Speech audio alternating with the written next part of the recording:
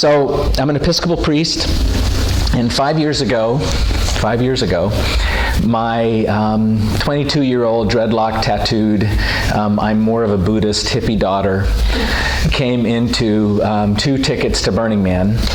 And she had never been, and she'd always wanted to go. And she asked me, her then 53-year-old Army veteran Episcopal priest dad, to go with her. And for me, that was an offer I couldn't refuse. Because it was my daughter, and with all relationships there were strains, and this was her bid to invite me into her world. So it was an honored gift to receive from my daughter, and we stayed with a group of her friends. Burning Man is a lot of the ecosystem is dependent on theme camps that provide a lot of the activity, all of the activity that happens there. And she, at the time, was hanging out with a group of hard partying EDM folks out of Orange County, and they would go to music festivals all over, and this was her group that she would go to music festivals with, and they decided to form a theme camp at Burning Man. So that was the camp she chose for us to stay at, and it was Camp Perky Parts. And fortunately, there was no requirement of perkiness one had to have in order to camp with them. So I was able to camp at Camp Perky Parts with my daughter. And one of the things about Burning Man is it is a gift-giving economy. It's not bartering. Some people think it's bartering. It's gift-giving. And camps are there to provide experiences as a free gift, and individuals go to offer gifts. And so you go, one exercise is, what do I have to offer as a gift that has integrity to who I am, that can be freely received as a gift to other people? The other thing is to go to Burning Man with an attitude of openness. So, the answer is almost always yes. Because people are offering gifts, and you go there, and it's this superabundance of generosity and giving and receiving, and being open to that, and being open to strangers saying, here. So I had to figure out what my gift was going to be that would have integrity as a priest, but also be freely received as a gift, not an imposition, on people who've been wounded by toxic Christianity or whatever, right? So I didn't want to, be an asshole with my Jesus. That's lesson 1. Don't be an asshole with your Jesus. And so and it's kind of sad that the bar's that low. As long as you're not an asshole. But anyway, sorry. So what I did was my daughter, I was wrestling with what can I do, and my daughter suggested maybe bring holy water, and I could sprinkle people with holy water, and I thought maybe I could bring Tubbo communion wafers and bless it, and then drive around Burning Man handing out Jesus to people. But what I settled on was a blessing. And what I would like to do is start my time with you by offering this blessing. And what I would do with this blessing, it's go up to random stranger, and I'm not I don't have this on, I have a tutu on, or whatever. Go up to random stranger and say, hi, can I bless you? And because it's Burning Man, their answer is yes. And then, because I'm trying to learn how to be a better human, I would say, for this blessing, I would like to bless your eyes and your ears and your hands, and I'd like to touch you. And would it be okay? And the answer is And what I would like to do, instead of blessing each of you, is at the blessing, there's a point where I'm going to say, I bless your eyes, I bless your ears. And when I do that, what I want you to do is just touch your eyes, your ears, your mouth, your hands, your feet, your heart. Okay? So here's the blessing. The world now is too dangerous and too beautiful for anything but love. I bless your eyes so you see God in everyone. I bless your ears so you hear the cry of the poor. I bless your lips so you speak nothing but the truth with love. I bless your hands so that everything you receive and everything you give is a sacrament. I bless your feet so you run to those who need you. And may your heart be so opened, so set on fire, that your love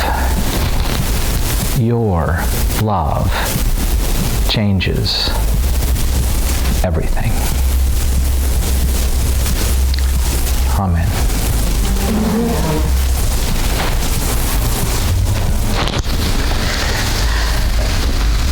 Now I'm here, and the reason I flew all the way from Kentucky to be here is because I believe that your love can change everything. And I am here particularly now because right now we need your love to change everything. Because right now it's batshit crazy. And we need people who can keep their hearts open and supple. Because I suspect it's going to get worse before it's going to get better.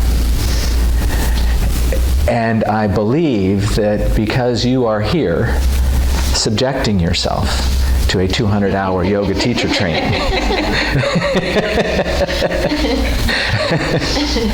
that you are here because you're at least thinking about signing up in being a warrior to help people keep their hearts open and their bodies alive and connected so that our love can change everything. And what I want to do is talk a little bit about strategies on how to stay loving and how to stay open and how to live with glimpses of joy. Let's be realistic. With glimpses of joy as we go through this challenge that's ahead of us, striving for justice and peace. And so I'm a Christian priest, like I'm in Team Jesus, and I want to give you my disclaimer, I'm not an asshole disclaimer, in that Jesus is my team. I've done lots of interfaith work, and I'll talk about some of that, but a lot of work, particularly with Tibetan Buddhists, and I have great respect for other teams, and I'm not here to convince you to join my team. And I honor other teams. It's just the language that I use because of the path I've been on is Jesus-y language. And I'm using it because that's my tongue, that's my language, that's my native tongue. And I've learned in interfaith, like when I've planned interfaith services, you have two choices. One is for each person to be them. Like if you're a Jew, be Jewish. If you're a Muslim, be Muslim. The other option is to go lowest common denominator, where we're all just talking in more generic spiritual terms. And I find that less interesting than having each person be really authentically them. That's my disclaimer, to say that I'm going to be really authentically me, and I'm going to be talking about the spiritual life from a Christian perspective, but I want you to realize that my agenda is just to share some things with you that I've learned on my journey, and it's not to sort of commodify my team and say you should buy it. So, that said. I wasn't raised, I'm going to introduce a little bit of my story, because then I'll be more of an embodied person in front of you and you can understand a little of where I'm coming from. I wasn't raised going to the church. My parents weren't religious. And when I was in 7th grade, I grew up mostly on the East Coast. My dad was in the Air Force. We moved all over, but mostly on the East Coast. And when I was in the 7th grade, we were living in Massachusetts at the time. My Air Force colonel father came home and declared that the family needed to learn how to meditate. I think he read something in Popular Science about like the benefits of meditation. So, and this was in the mid-70s. So we piled into the Rambler station wagon and drove to the TM Center in Amherst, Massachusetts, and walked into this white wooden house with pictures of Maharishi Mahesh Yogi on each room, had their picture, and we were given our secret, or our personal meditation instructor, and went into this room, and this person whispered my secret mantra to me. And then from that point on, as a family, meditation was part of our chores. And Mom would say, like before dinner, "Have you meditated yet?" And we'd go, "Oh no," and we'd run down to the basement, for do our 20 minutes, and then go back up. And for a year or so, that happened. And for a year or so before we moved again and got distracted by other things, meditation was part of our family spiritual practice. It was the only part of our family spiritual practice. And then we got out of the habit. But what that did for me was, as this sort of hyper ADD boy, gave me a tool that I knew, even though I wasn't disciplined in doing it every day, I knew that there was this place I could go to, and that I knew how to access this quiet, still place in the midst of the turmoil that was all around me. So that was sort of a blip on my screen.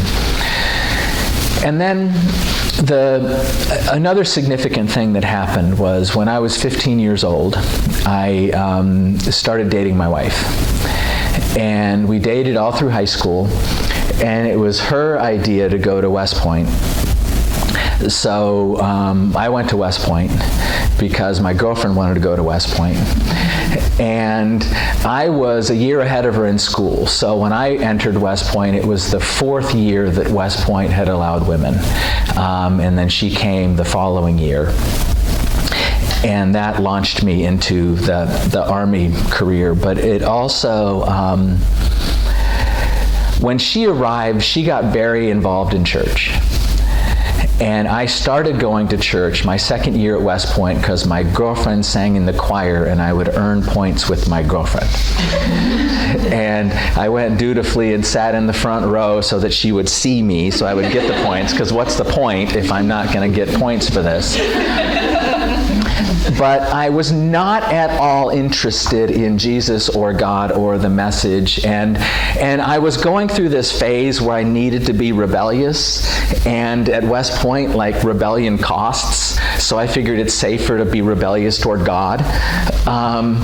And I was, there were ways in which I was like pushing the message away and going to church, but inside I was going la la la la la. And then after about 8 months or so of this, 7 months or so, something happened, and the details of the something happened aren't important. The whole story about my conversion isn't important, but what is important to what I want to say is there was a particular day in church where I opened myself up, and I experienced a sense of being beloved of God, like being loved to my core, and being okay and safe in that love. And what I knew was that love, like, I had been giving God the finger in tangible and significant ways, and I hadn't stopped. So it wasn't like I stopped and then I experienced love. It was like I experienced love that I knew was present the whole time that I'd been giving God the finger. And what that did was it created for me a foundational experience of what for me God was about, and that was love. And it was love that was not dependent on us being other than the fucked up person we are. So that was foundational. That's what sort of my true north became, was there is this thing that I don't quite understand or get, but there is this thing that's bigger than myself, that is a force of love that is pulsing through creation. And I got hooked on that. And the story world in which I received all of this was the story world of Christianity. So I got hooked on Jesus, I got hooked on the Bible, got like super involved, and was very hungry to sort of figure things out and learn more about this whole, it was like the spiritual, the notion of a spiritual world, spiritual life, just all of a sudden opened up to me and was like this huge place that I'd never been before. So I was really hungry figuring all that out. Graduated, was serving in the Army, my wife and I serving in the Army, and I kept hearing things about, we joined an Episcopal church because that was her background and there were reasons why it worked for me. But I kept hearing things about Christianity that I couldn't abide. Like mostly on the radio. Like if you're, then like namely, if you're not a Christian, you're going to burn in hell after you die. And that didn't ring true. Like my truthometer was founded on my foundational experience of God as love. And if it fits in God as love, then I can say that's true. If it doesn't fit in God as love, then I've got a problem with it. So my truthometer wasn't like pinging on you're going to burn in hell if you're not a Christian. That just didn't work for me. And there were these other things that just didn't seem like it fit to my understanding of who Jesus was. And I came into this point of dissonance where I had to find out if I was really on the right path. Is Christianity going to work for me? Will it ring true to what I feel is true and right in my heart? And because I came to Christianity as an adult, and I assumed that everyone in church knew all of this stuff because they went to Sunday school growing up. I was like too embarrassed to ask because I knew I was the only person in the room that had questions. So instead of asking my priest, like, do you have to buy all of this in order to be a part of this team, I went to seminary. Because I figured, I want to go to the source where the stuff's being taught and find out, like, what's the real deal about this religion. And I figured I'll just go to seminary, sit in the back row, listen to see if it's a safe place for me to be or not. And if it was a safe place, then I would give my life to it. If it wasn't, then I was going to find another path. Because I was at a point where I needed, and I'm not going to screw around anymore. I need to find out if this is worth giving my heart to. So I went to an Episcopal seminary, and it was much more open and supple than I had asked or imagined. And I found my spiritual home, my theological home. But I didn't find I didn't know yet at that point if I could actually be a priest. So seminary gave me like Jesus, yes. But I had this vocation as a priest, and my background was engineering mechanics and computer science. I did not read books. I did not write papers. I did not speak in front of people. And it took me a couple of years of being a priest for me to realize that, okay, yeah, this is my vocation. This is what I'm called to be. And I was ordained 29 years ago. And 6 years into my priesthood, I moved to Sun Valley, Idaho. And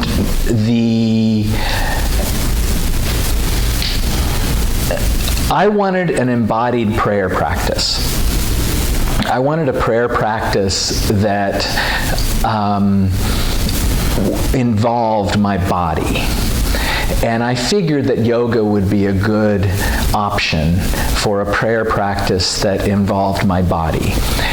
And I wasn't interested in, not like I know nothing, but I was smug enough to know that I didn't want athletic club yoga.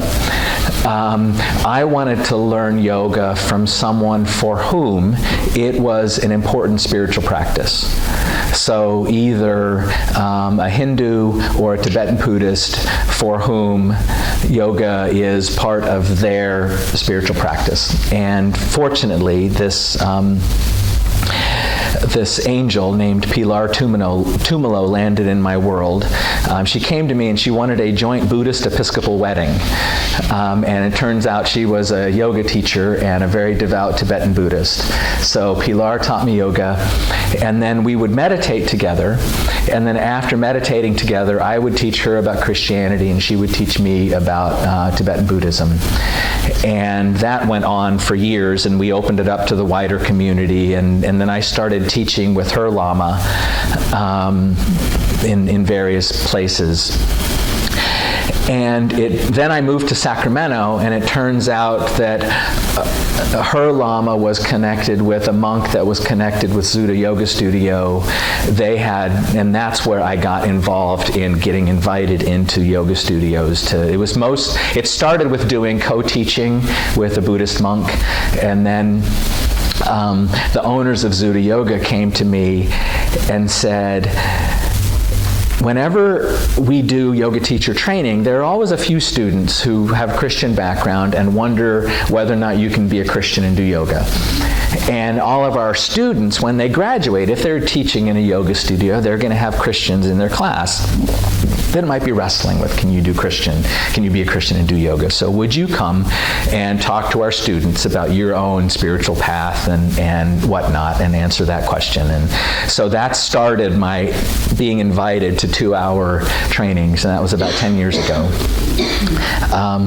So to get to that point, the answer to the question is about can you be a Christian and do yoga is yes. Okay, now that that's done, I've done my job. We'll talk more about that later.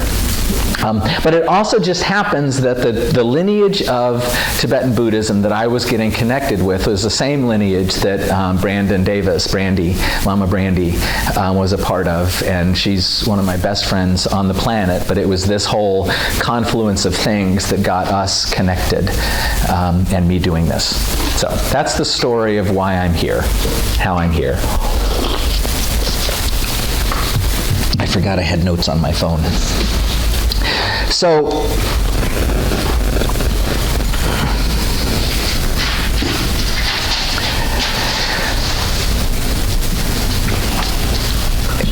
I'm going to tell you what I believe. I have no idea if what I believe is true, but I know it makes me a better person.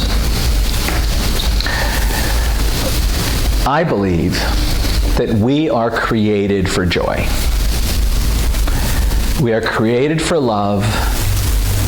We are created for joy. We are created to be in holy communion with God and with one another and with our true selves. I believe that. And like 3/4 of me has very thick rose-colored glasses. And when I look through those rose-colored glasses, it's true. Like, I know it's true and it's real. that we're created for joy and we're created for Holy Communion. But when I allow myself to look through the other part of my vision, I can see that it's not really like happening. There's a lot of not joy happening, and there's a lot of not Holy Communion happening, and particularly right now where we're getting ripped apart by fear and everything. So we're created for joy. We're not living in joy, and there are two things that get in the way. There's two things that get in the way of us living in joy. One of us is us. We're a mess. And we are, each of us, paralyzed by fear and anxiety and judginess and the nuts way that we were raised to think and believe, and by the way that we are manipulated by the news and the voices and all of this stuff. Like, we're just a mess. Each and every single one of us is a mess. That's one thing that keeps us from living in joy. The other thing that keeps us from living in joy is the world, which is a mess. And it's hard. And like, God's plan for your life is you die. Right? Like, wow. We get to live these lives, and if we're lucky, someone we love will die. Right? If you're lucky and you live a long enough life and you love people, people you love will die. And then you're going to die. And on your way to death, if you're lucky, your back's going to start hurting, and like things are going to start falling off, and it's just like life is hard. And that's just like if you're lucky. In the context of all of this other craziness, life is hard. And we're a mess. And we're created for joy. And we're created for Holy Communion. And the spiritual life is all about how to be present to the joy that you're created to have while navigating your own inner demons and the craziness that's outside. And what I want to do in this talk is give you strategies on how to do that. Some things that I've learned about, diagnosing the problem with what gets in the way, and strategies for how to let go of the things that are getting in your way of living with joy. That's my agenda. I want to tag on a Jesus thing.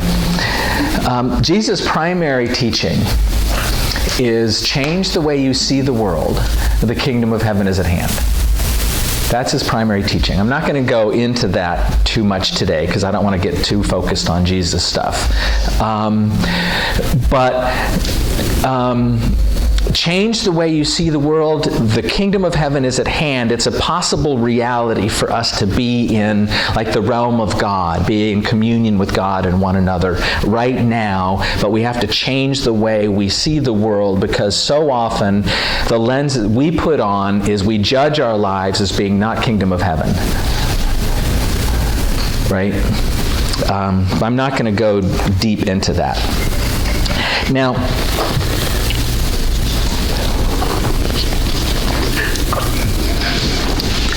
I have two starting premises that are right, I think. One is that every human on the face of the earth is a beloved child of God. Sparkling, beloved child of God. Deserving of love and capable of love. So let's sit with that for a moment. Every human being. So imagine, think of the person you love to hate the most. Every human being on the face of the earth is a beloved child of God, deserving of and capable of love. Now, Desmond Tutu in his book on forgiveness, says, don't ever call anyone a monster. If you call someone a monster, you let them off the hook. You're saying, well, I don't have an expectation that you're going to be human in this situation because you're just a monster. Which is why when I heard that, that's why I added, and capable of love, to my starting premise. At first I thought every human's beloved child of God deserving of love, but then to add, is also capable of love. That's one starting premise. The other starting premise is that every human on the face of the earth is paralyzed by fear and judgment and anxiety and all the baggage of how you were raised or not raised or whatever, right? And this is true because you know it's true for you. And then you can just project that out to the rest of the world. If it's true for me, then it's probably true for other humans, right? That we're all paralyzed and we're all just struggling to make it through, which is why we don't look like beloved children of God, deserving of and capable of love. So those are my two starting premises, is that we're created for this, and that we are this. We are beloved, and we're all messed up. What I want to do is give you strategies or ways of thinking so that you might become less messed up, less paralyzed, and also engage the world in a stronger, surer foundation. Now, let me talk a little bit about the notion that everyone's paralyzed. That notion, which equates, if you want to the notion of sin in the Christian worldview. But the notion that everyone is paralyzed helps for a couple, if you buy that everyone's paralyzed, it can help you live your life in a couple of ways. One, it lets you set realistic expectations. We are destined to disappoint one another, which is a helpful thing to know. And I wasn't wise enough early in my career as a priest to include that in my premarital counseling. But to say, by the way, you are destined to disappoint one another, so that when the disappointment happens, you don't go, oh shit, you disappointed me. No, you go, you disappointed me.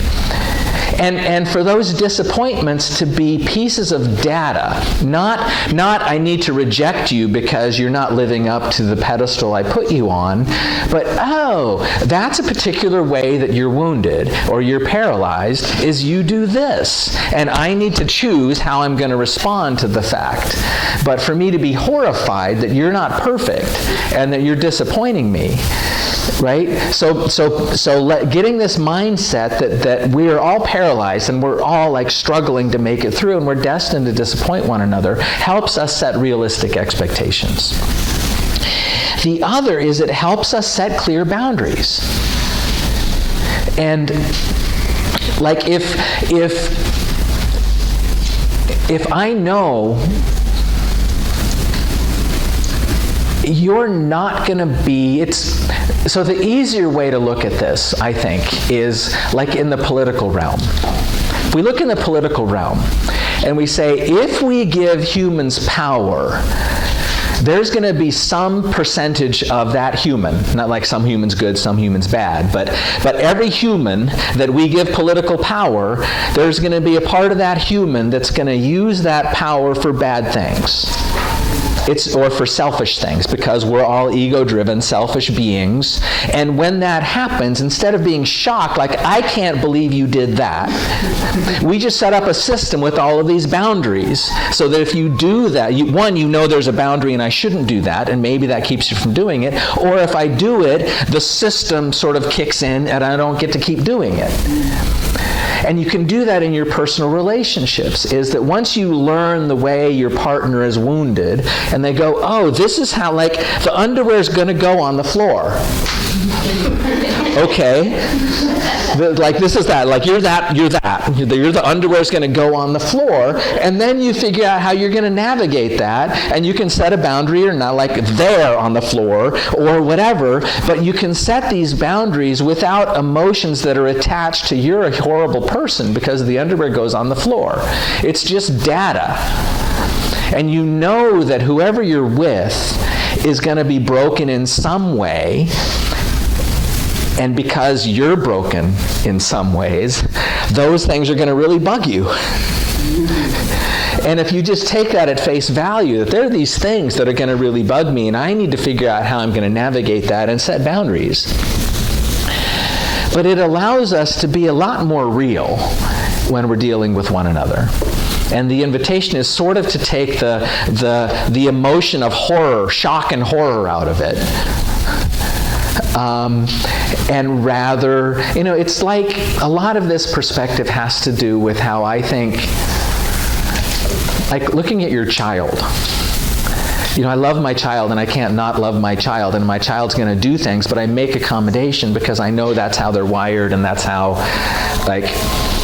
anyway, so those are some benefits in having this notion that I believe to be true, that we're all paralyzed. Now, I want to talk about two particular aspects of paralysis. One is judgment, like the judginess, and the other is fear. To me, those are the two big things. They're the two big things that I struggle with, though I assume that since I'm the blueprint for all of humanity, that others, that it must be universal. So let me talk about judgment first. When my daughter was born, and I held my first child in my hands, something happened. I experienced a love that was so strong I knew it would never end. I knew that I could not love her. And that no matter what she did, like her childhood cruelties, none of that defined her. And no matter what she did, I can only see her as beloved child of God, like this sparkling human. And I wonder why I don't look at myself that way.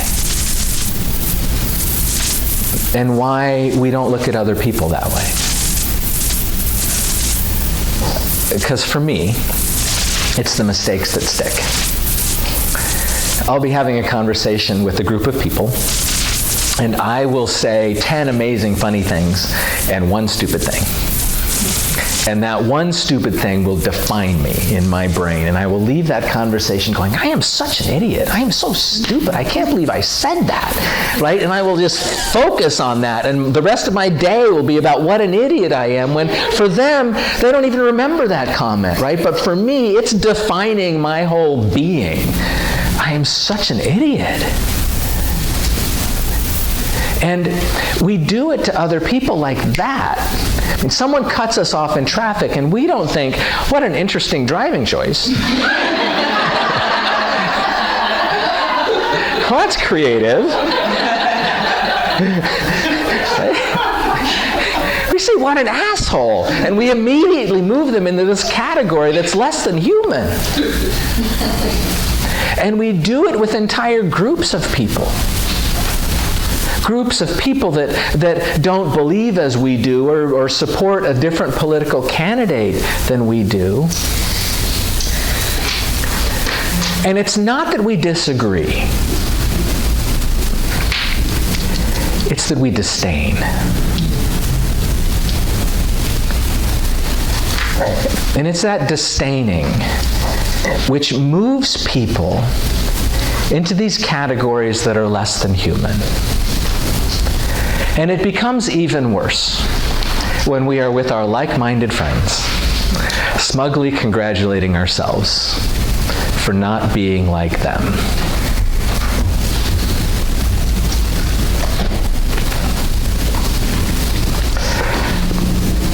you can make the case that that's the fatal flaw. I will argue for other fatal flaws to add to it, but let's just focus on that one for now. You can make the case, like the thing that's wrong with humanity is our judginess, our propensity to judge ourselves and judge other people and to disdain. I believe that is the point of the story of Adam and Eve. And I want to talk about my relationship, to use the story of Adam and Eve for a couple of reasons. One, because I think it's genius, and the other, I think it's a good illustration on strategies of approaching scriptural texts that you don't like. I have 3 shelves in my brain for texts of Scripture. And this can work not just for Christian Scripture, but it can work for, the sutras or anything. But I have 3 shelves in my brain when I read spiritual texts. One shelf is the yes shelf. Like, love your enemies.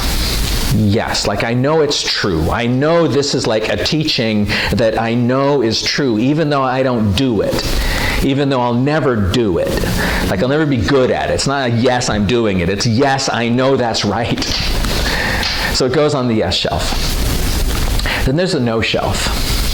And the no shelf I try to keep as small as possible. And the no shelf are the things in Scripture that I know are not word of the Lord. Like slaves obey your masters.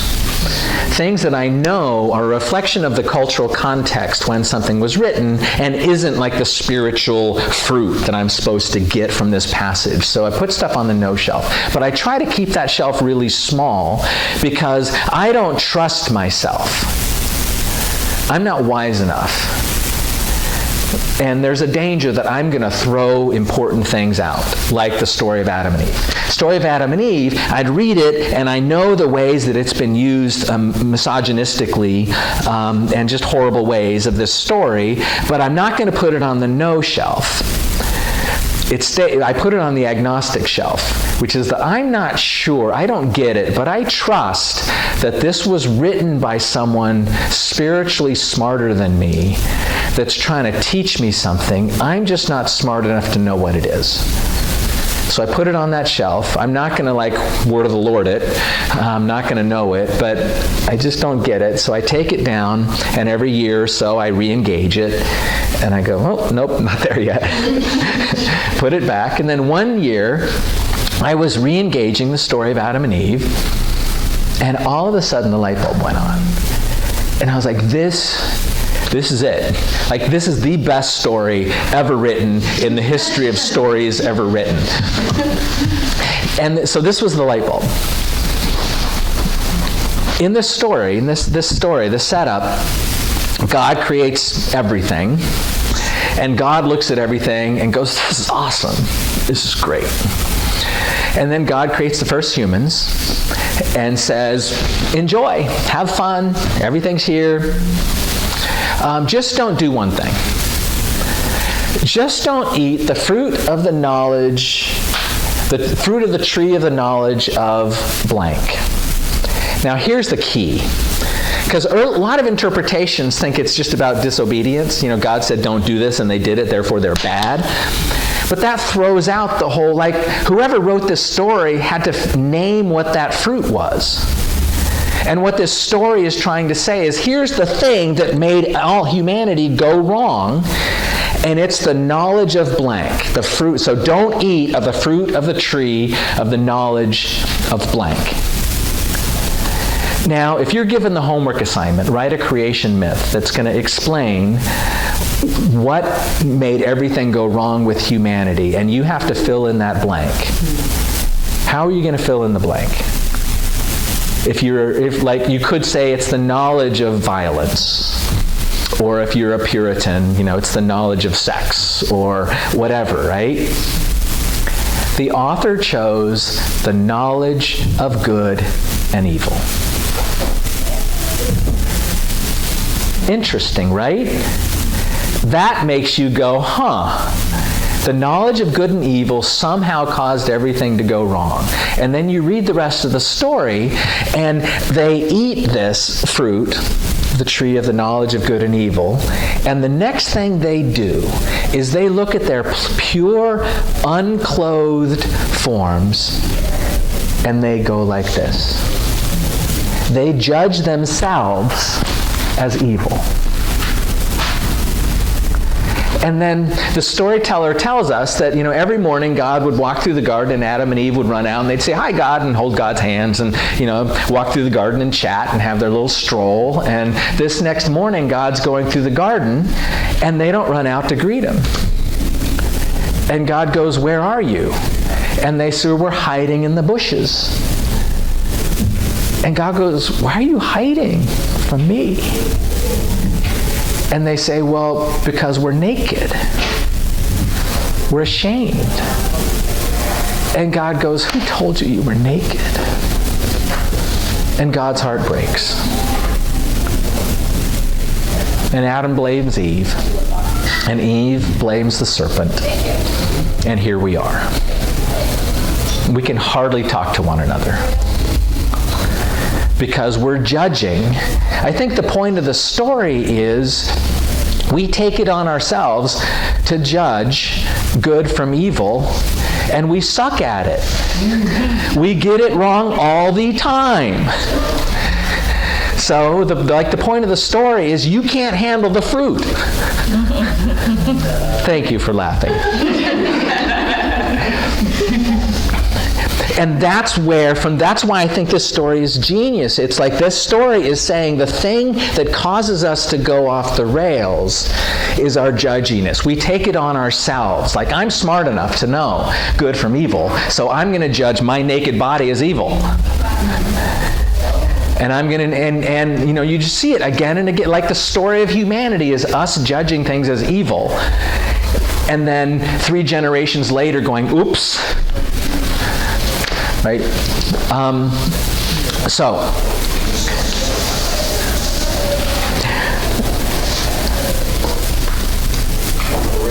I want to talk about strategies.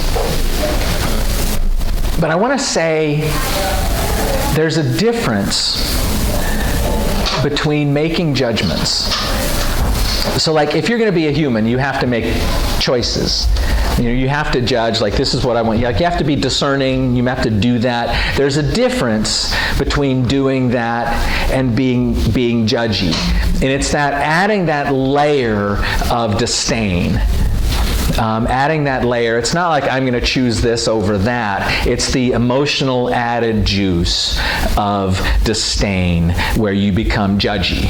There's a difference between making judgments and being judgy. And what I want to do is talk about strategies of letting go of that judginess that we have. One of my favorites is assume that every human on the face of the earth is doing the best they can. They're just that fucked up, right? But they're doing the best they can, given their backstory and the way they've been wounded and paralyzed and all of that. They're just doing the best they can. And I have a friend whose Granny Barb used to say, everyone's doing the best they can. Sometimes their best is pretty shitty. And sometimes my best is pretty shitty. But it's my best. And I'm trying. So that's one. It's just like give people the benefit of the doubt. Because we don't know. Like, we don't know their backstory and the demons that they're carrying in their own heads. Another thing is to pay attention to your thoughts. So pay attention, because what happens when we say the one stupid thing, or we do the stupid thing, and we start beating ourselves up, and we say things to ourselves that we would be embarrassed to have anyone hear. that we wouldn't say out loud or we wouldn't say to another person. And we can be 3 minutes into that beating up monologue before we even notice it happening. So the other strategy is to be quicker in noticing that it's happening. And to realize that that voice is not word of the Lord. It's not the voice of God. It's not even your true self. It's the voice of this woundy, windy, neurotic part of you. Or it's the voice of the devil. But it's not telling the truth. And that's the key thing to know. Like, this is not the truth. This is a lie that's trying to beat me down, and it's not the truth. So pay attention to your thoughts, notice it, know it's not the truth, and then you can replace it with a mantra or something. It helps to replace it with something rather than say, I'm going to stop it. Oh, I'm so stupid because I can't stop it. Just replace it with, I am wondrously and marvelously made. The Lord is my shepherd, I shall not want. I go for refuge to the Buddha, the Dharma, and the Sangha. Or replace it with something. And use that as a mantra, just to not have space anymore for that noise. Another strategy for moving away from judginess, and this one I'm getting from Jesus, is pray for your enemies. Pray for your enemies. And don't pray that they get hit by a bus. Or don't pray that they see the light and start, thinking like you. Pray simply the prayer that their mother would pray for them. That they live a long life, free from suffering and the causes of suffering. So think about the power of that. Think about the person you love to hate, and then think about praying for that person that they have a long life, free of suffering and the causes of suffering. Think about doing that. And then think about who that prayer is designed to change. Right? And that if you pray, and part of what I believe Jesus meant when he said was pray for your enemies, is if you do that, in the end, you have no enemies. Because your heart softens for them and you begin to realize that they're beloved children of God, deserving of and capable of love, who are struggling to do their best. And that doesn't mean you don't set boundaries. But you just lose the right to be on the moral high ground because they're so wrong and you're so right.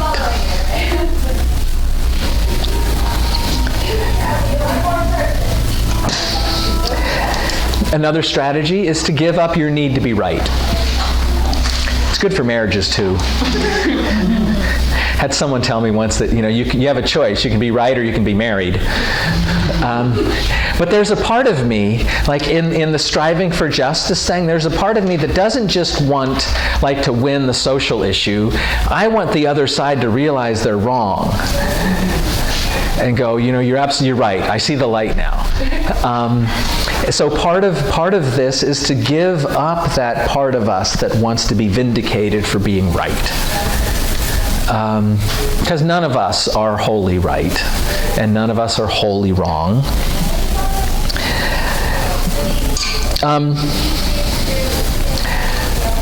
Now I want to get to the main thing. The main strategy, the main exercise, if you want to move beyond judginess, the main thing I think Jesus came to teach is forgiveness. And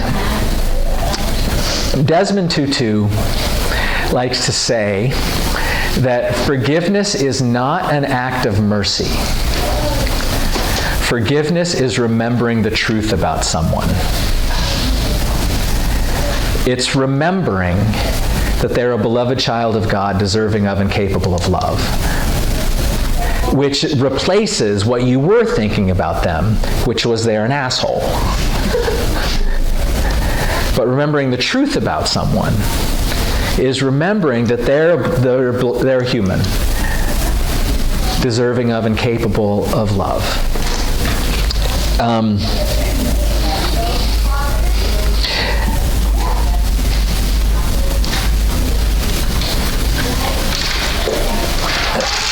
Forgiveness, and I want to, and we're going to have a point. So when I'm done with the forgiveness part, I'm going to open up for questions, because forgiveness is tricky. And for me, what I understand forgiveness to be is it's not letting someone continue to hit you.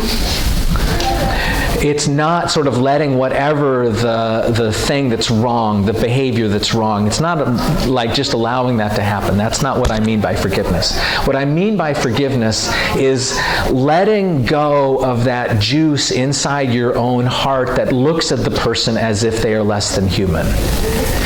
It's letting go of that, like 2 inches of moral high ground that you gain when you think that person is such a jerk for doing that. It's letting go of that juice. And there's something about that juice that feels good. I mean, when we're busy hating on the person we love to hate, there's something about that feels good. And there's also something about that same thing that is corrosive. And forgiveness has to do with letting go of the emotional hook of that situation. Because you're a victim. If you're emotionally hooked in that situation, you're not wholly free to respond, because you've got these emotional hooks in you. And even though it feels good, it's not healthy for you, and it's not helping you live in joy. So forgiveness is how do I let go of that emotional hook and my own reactiveness to the situation.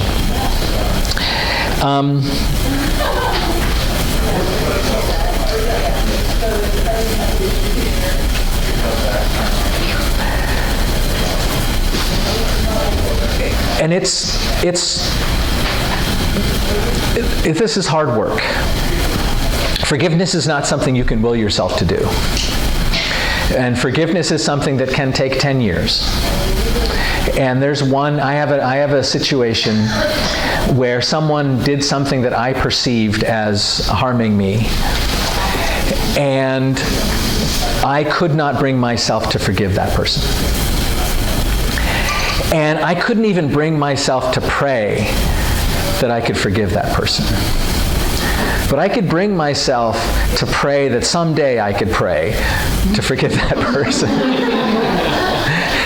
But it was the situation where if I was in a restaurant having a meal, and this person walked in the restaurant, my meal was ruined. Like my anxiety would just start, and I would just start focusing on, like, I hate that guy. And it took like 10 years before I could sit in a restaurant and be okay with him walking in. And then it took another 5 years for me and then it took another 5 years for me to realize that he was an angel, and that I learned so much in that situation. And even though I disagree with how he handled it, if I was in a restaurant now and he walked in, I'd probably sit down and ask if I could join him and be okay with it, right? So this takes a long time, and I'm going to talk more about this, but this is something like, this is a lifelong journey of learning how to let go of the juice that we get around people that harm us or people that we're afraid of. And I want to now talk about Jesus. So one of the things Jesus did was he came and he broke down all of these barriers around people that belonged or didn't belong. He would go and hang out with all of the people that didn't belong and say, by the way, the kingdom of heaven is at hand here. This is where it is. And in the context of that, he would teach a lot about forgiveness and the importance of forgiveness. But what was most important to me isn't what he said, because it's harder for us to be moved by that, but what he did when Jesus was being crucified, and he said to the people that were crucifying him, "Father, forgive them, they don't know what they're doing." Don't know what they're doing is equivalent to they're trying the best they can. Forgive them, they don't know what they're doing. And he's being executed. He's like, a horrible thing is happening to Jesus, and he models forgiveness. And he says, live in forgiveness, because there is no value in holding this person in hell. Live in forgiveness. And part of the reason why I think it was necessary that Jesus be crucified was because Jesus had to model for us forgiving something that horrible. Because if the worst thing that happened to Jesus was he was cut off in traffic, and Jesus said, "Father, forgive them, they don't know what they're doing," then when the horrible thing happened, we would say, well, Jesus couldn't have meant this. Right? He only meant forgive in these littler situations. But here we have an example of the horriblest thing happening, and Jesus modeling forgiveness, which leads us to go, oh, shoot. That's what he means that. Like, he means everything. There is no bad that's so bad that you get to condemn someone to hell for it. Okay, this is hard stuff, right? The stakes are raised really high. And then, after the resurrection, the disciples are hanging out, scared, because fear is a big thing. We'll get to that. And Jesus comes, and he breathes on them, and he says, receive God's Spirit. And then he says, if you forgive the sins of any, they are forgiven them. If you retain the sins of any, they are retained. So he's telling us that we have the power to hold people in their sins. And we have the power to release them from their sins. Like, you have that power. And what it looks like to hold someone in their sins is this. 3 years ago, you hurt me. And from that moment on, I've never seen you. I've only seen you through the lens of how you hurt me. And that's who you are. You're the person that did that thing. That's what it looks like to hold people in their sins. And what Jesus is saying is it matters. Like, if you forgive them their sins, they're forgiven. If you hold them in their sins, and Matthew's gospel, is it maybe that if you forgive sins on earth, they're forgiven in heaven. I mean, what Jesus is saying is cosmically it matters. If we go around our lives holding people in their sins, it doesn't just matter in our brains. It matters cosmically. It matters to the air we breathe or whatever, right? It matters because we're connected. It matters if you hold people in their sins or free them from their sins. And I think Jesus in that moment is being descriptive. He's telling you law of physics. He's not being proscriptive. I don't think Jesus is giving us a choice of holding people in sins or freeing them from sins. But I think Jesus is saying, you have this power, and you now have to, like, if you're going to be my disciple, you're going to be my follower, then you're going to be in the business of freeing people from their sins. Releasing them from the juice that you're holding. And Desmond Tutu has a great book. If you want to drill down more into this. He has a book. I think it's called The Book of Forgiveness. Something complicated like that. And in his book, he talks about 4 steps in this path of forgiveness. One is tell the story. So you tell the story of what happened. This is what happened. The second step is you name the hurt. And this is harder. And you may not, and what he says in the book, like, this takes time, and like, you might tell the story for 2 years before you're ready to name the hurt, which is to really peel a layer back and say, well, why is this story hooking me so much? What is it about this that's really hurting?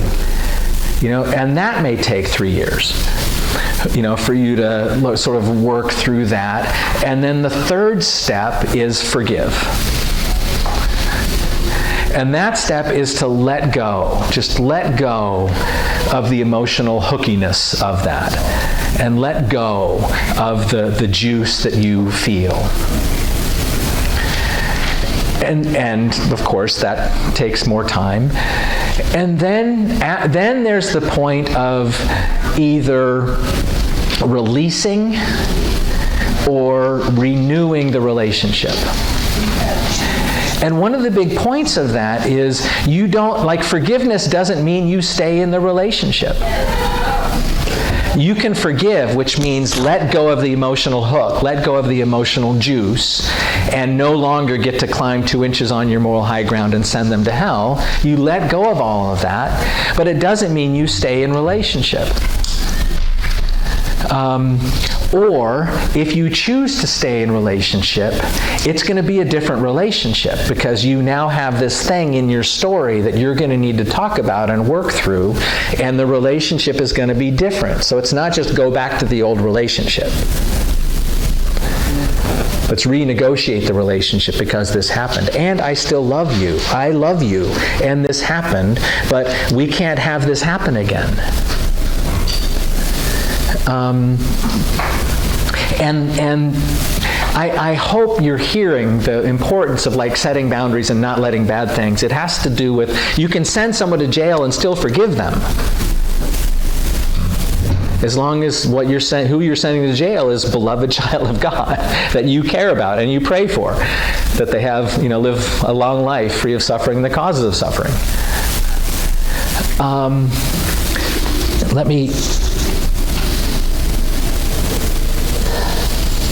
Let me pause here and see what questions you have, or comments, or thoughts.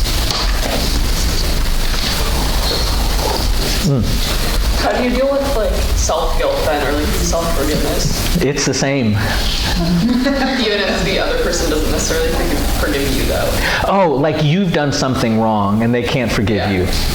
Or just in general, Yeah. I mean, in that, we can't be, if I've done something to someone else and they're not going to forgive me, I have no control. And that's something I can't have any control over, whether or not they're going to forgive me. And I mean, I'm in relationships with people because I am destined to disappoint people, who are disappointed in who I am in their life. And the goal in so much of this is to not get emotionally hooked ever. Thomas Keating, who's one of the pillars in the Christian meditation movement, the centering prayer movement, likes to say, and I don't agree with this 100%, but he likes to say, if any emotion you're feeling more than a few seconds is neurotic. And because emotions, and what his point is we get an emotion and we drink it like a drug and we keep it going, rather than it should, in his mind, it's just information.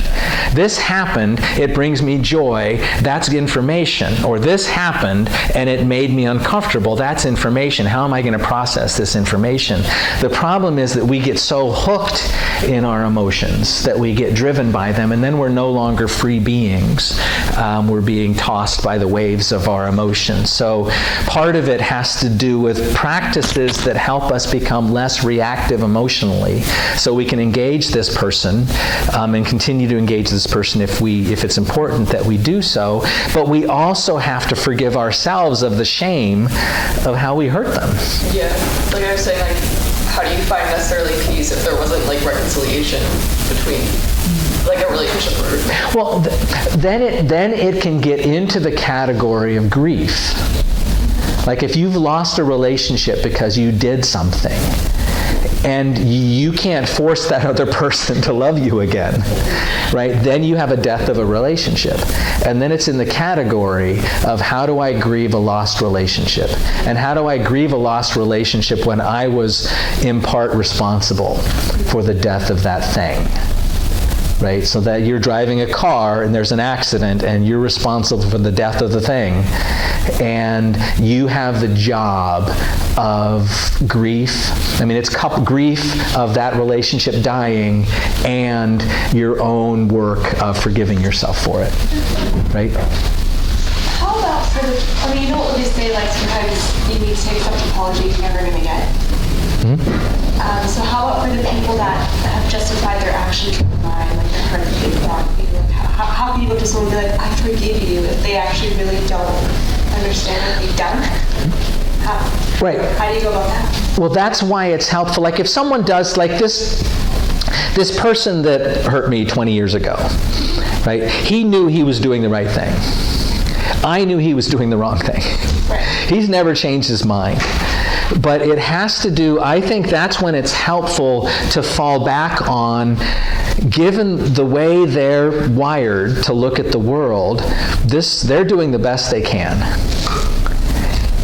And I'm not going to change how they're looking at the world. And I can either choose to stay addicted to that juice of hatred and disdain, or I can let it go and say, I can't dance with this person anymore.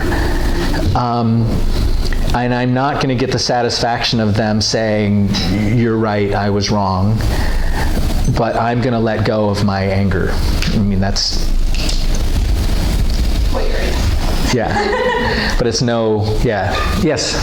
For the strategies, is part of it that you have to verbalize your forgiveness to them, or can you just do it yourself and you don't have to tell them that I forgive you? Right, no, and that also, I mean, if you wanted to go into the category of renegotiating the relationship, then it might be helpful to have that, this happened, this is how I process it conversation. But forgiveness, for me, my understanding of this, of what I'm talking about, has to do with our own internal world.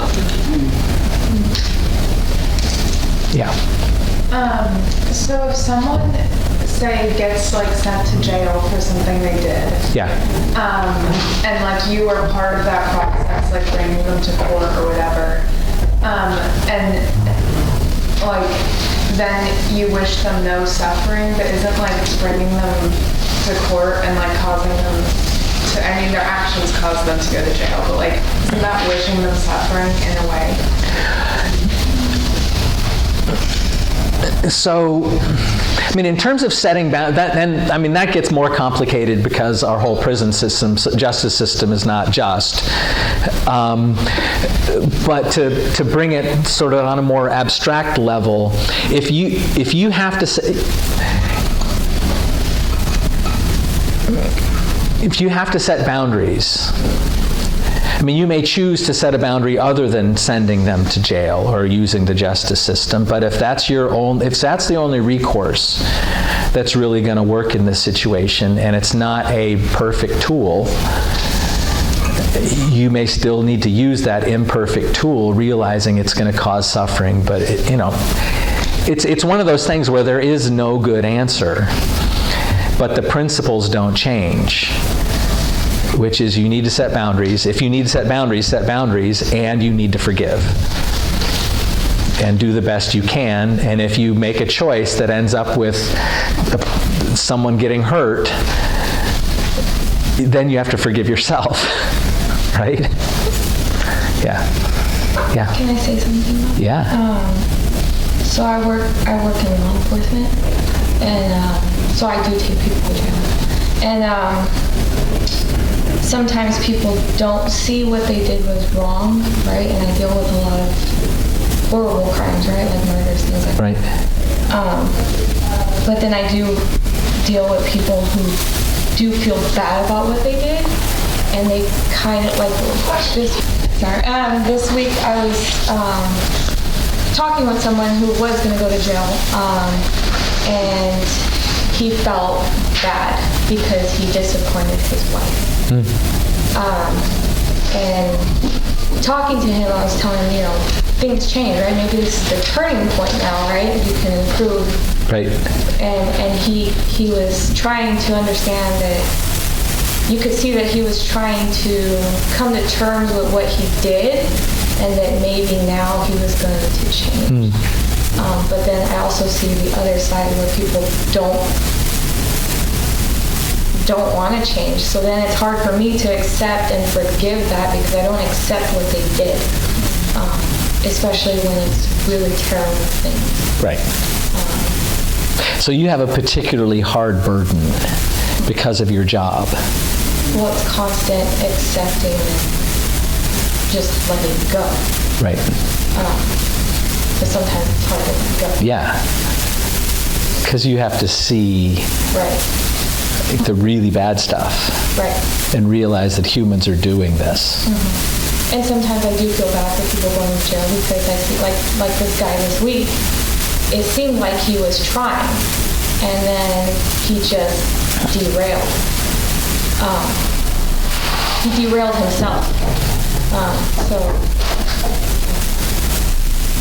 yeah, it's interesting. You see different people. Well, and it's, I mean, when you're confronted with having to see the extreme, because you're having to see the extreme of the darkness. And so my wife is an Army chaplain, and in the chaplain world, they're finally starting to talk about moral injury. They're starting to talk about the injury to soldiers' souls. So it's not just the traumatic brain injury or the leg blown off, but it's the injury to someone's soul. And it's not like the greater danger isn't getting killed, the greater danger is having to kill. And the wound that happens to your soul. And there's a similar kind of thing. And part of going down that rabbit hole just a little bit, part of the dissonance between doing something you know is horrible and having the world around you congratulate you for it, creates that sort of an added layer. But it's the similar kind of thing in people in law enforcement who have to deal with like the darkest horribleness, and the quantity of that, like it's disproportionate. We deal with this in maybe 1 or 2 of the dark horrible, whereas your diet of dark and horrible is extreme. So it adds a layer of needing to be concerned about the moral injury. And how do you sustain that and support that, and how do you not lose? Like, I have the privilege of being able to keep a good part of my rose-colored glasses on because of the world I live in. And to say, I believe every human is a beloved child of God, deserving of and capable of love, when you're given other data that might call that into question. Right? So there's a way in which you need superhuman strength and superhuman support to keep your heart open. And for me, one of the things Jesus is about is, I think the way of Jesus, the path of Jesus, is to not let the cruelty of other people rob you of your ability to love. And that's what I think the Father forgive them, they know not what they're doing. Like, that's modeling not letting the cruelty of other people rob you of your ability to love. But I think that's the particular danger that you're in. Right? You're confronted again and again and again with the cruelty of other people. And how do you protect your heart so that it doesn't rob you of that ability? Thank you.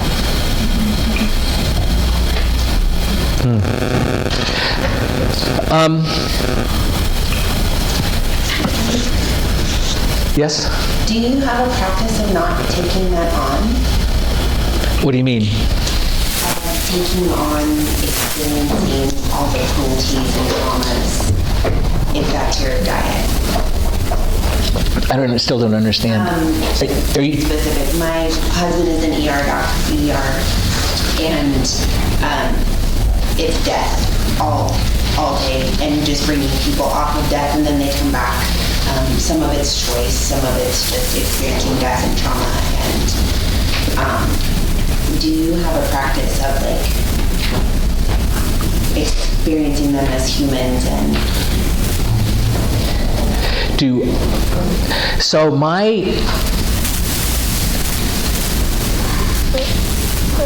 I'm in a vocation that does not expose me to a lot of the darkness. So in terms of my own, I'm not in a position where I need a practice. Is that what you're asking? Yeah, I suppose, how you practice the forgiveness and keep the... Or clearing your energy. Are you talking about taking on, him taking on so much of that? Yeah, well, and what Rebecca's talking about too, of that diet, and how do you experience maybe separating it or trying to still live in the humans are love and deserve love. Right. When it's Well, and I think a lot of it is the answers to the broader question is what practices can help. Right. Yes. Right? So yoga. But yoga, meditation, all of those practices, and having a counselor that you can talk things through with, those are practices that can help in that situation. And I will say, I don't work in the criminal justice system where I get to see some of the darkest, but I have worked in churches for a long time. And there's a whole lot of, there's a whole lot of mischief of just mean people and bullying and cruelty and all of that kind of stuff. It isn't on that scale, but there is a way in which, being a priest can be a dangerous business because you're in this community of people that don't all play well with others. Anyway, that'll send us down a different road. Is this?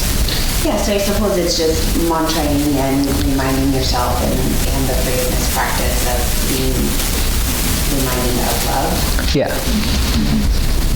And doing the self-care so that you're strong enough to do the right things you need to do.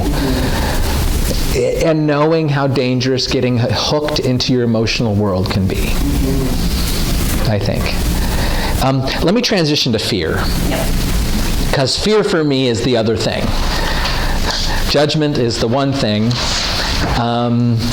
that's wrong, that has gotten us off the rails.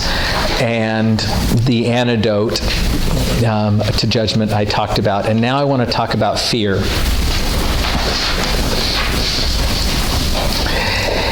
And I want to talk about, what I'm not talking about right now is the reasonable fear. When the lion comes in the room and you're afraid and you run, that's great. It's just we have far too many lions that aren't based on reality. And the fear I want to talk about is the 95% of fear, which is the fear that's not based in reality. And we are gripped by fear all the time, that we're not going to be enough, we're not going to have enough, we're not going to, whatever. It's just we're afraid, we're afraid, we're afraid. And here's how fear works. There's something in your present reality, you have a lump, or there's a mole, or something. There's something in your present reality. And you then create a story around what that's about that you project into the future. I have cancer.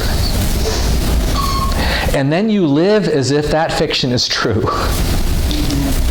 You're clearly this means I have cancer, and if I have cancer, it's going to be the horrible kind, and this is going to happen, and this is going to happen, and this is going to happen.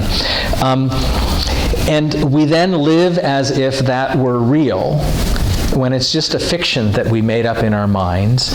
And then there are two traits that we need to know that we have. One is we overestimate the likelihood that the bad thing is going to happen, and we catastrophize. Like when the bad thing's going to happen, it's going to be the worst ever bad thing. So part of what helps is just understanding the way our brains work and go, oh, this isn't real. I'm making up a story, and I'm overestimating the likelihood that that story is going to happen, and I'm painting it in the starkest colors that I can. When in reality, in almost all situations, and I'm not talking about the horrible extreme, but in most situations when we're living our lives, right now, in this very moment, we're fine. And even when the bad thing is happening, whatever the bad thing is you're afraid of, in the moment, you're fine. Like the doctor tells you it's malignant. In that moment, you're fine. It's the what does that mean that drives you crazy? But in that moment, you're breathing and you're fine. The next moment, you're breathing and you're fine. The next moment, you're breathing and you're fine. What throws us off is the way our imaginations project this horrible thing in the future. But when you live in the moment, and even in like the car accident, or like in the moment, you're fine. And when you're dealing with the aftermath, in the moment, you're fine. It's just the way we spiral out with all of this imagination stuff. T.E. Lawrence, in his, T.E. Lawrence is Lawrence of Arabia.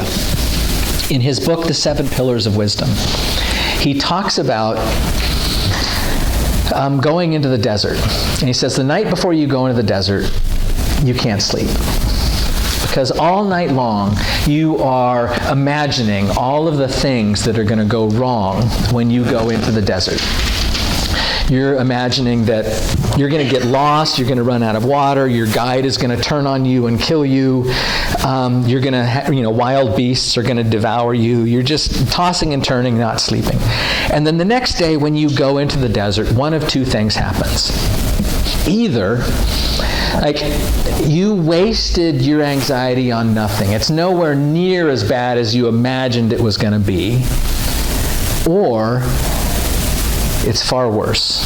You were not creative enough in how horrible this trip to the desert was going to be. And then he says, in that case, you will find resources within yourself that you never knew existed. Right? Yes? Sorry, what's the name of the book here? The 7 Pillars of Wisdom. But you will find resources within yourself that you never knew existed. Which you know is true. Like you've had those things when the bad thing has happened, and you didn't die. And you made it through, and you realized that there were parts of you that could do this. And you're wasting, fear is just robbing ourselves of all of this stuff. And what happens with fear, and the tendency is that we live our lives like this. Like you have a choice. And that's what this is all about. This is all about either living your life like this, which is a choice, or live your life like this. Now, here's the thing. If you live your life like this, bad things will happen. And the bad things will make you stronger, or love more, or something. You can go like this, and maybe a couple less bad things will happen. But if you go like this, and you open your heart to the world, it's going to be hard, and it's going to be painful, but you're going to be alive in a way that you're never going to be like this. And the thing that keeps us from going like this is fear. So part of the goal of the spiritual path is to get over it, to help yourself get over it by understanding how fear works and then looking at strategies for getting over it. I want to now talk about the Bible and Jesus. In the Bible, whenever angels visit humans, what's the first thing they say? Do not fear. Do not fear. Don't be afraid. It's the first thing. Every time in the Bible when an angel comes and encounters a human, the first thing they say is fear not. Don't be afraid. Don't be afraid. Now, either angels are that scary, or maybe it's what we need to hear the most. Don't be afraid. Now,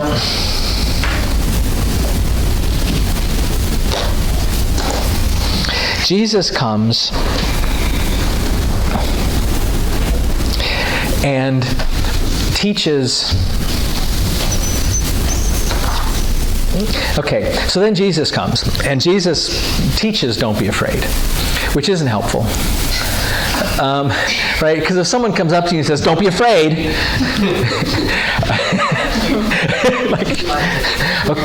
okay. And he says, don't worry, consider the lilies of the field, don't worry. But, telling someone not to be afraid is not enough. And then what Jesus does is he experiences everything that we fear.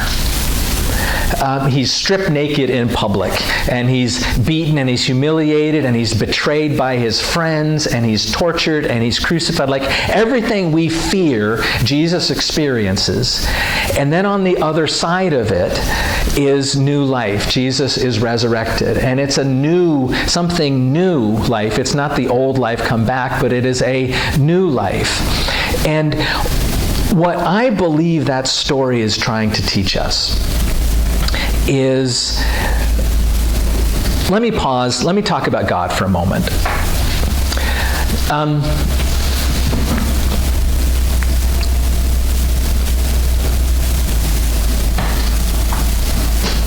I graduated from high school in 1979. The reason that's important is Star Wars. Star Wars came out my junior year in high school. And keeping in mind I wasn't raised going to church, so my spiritual foundation is Star Wars. And this notion of there being this force, like this force of light and life, that's sort of foundational for me. And for me, like when I first became a Christian, I had sort of more of a concrete notion of God, and then as I've journeyed along, it's become a whole lot more diffuse. Like my faith in God is deeper, but it's more like I know God is, I just don't know what God is. It's become a lot more diffuse, and for me, God is this power of life that flows through creation that will not be denied, so that after every forest fire, life emerges. Or God is this power of love that forces through creation, the still small voice that speaks to the better angels of our nature. When Dr. King talks about the arc of the moral universe bending toward justice, for me, God is the gravitational pull. Sort of pulling, but not pushing, not shoving, but sort of pulling and yearning for humanity to grow into justice. And the part of that image of God, and we can choose to participate in the flow of that energy or not participate in the flow of that energy. But the part of my understanding of God in that matters here is this force of life that will not be denied. Like in my mind, God has one job description, and that's to create life. Like God just goes around and makes life. And the story of the resurrection, for me, is a story about the blueprint of creation. Like after every horrible thing is life. That's what God does. And it's not just after our dead death.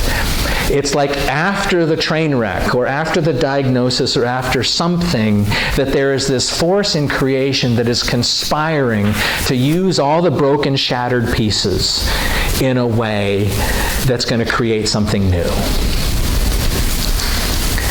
Now, that worldview gives me a particular kind of hope in the face of fear. Like, and the angels are saying, don't be afraid. They're not saying don't be afraid because the bad thing won't happen.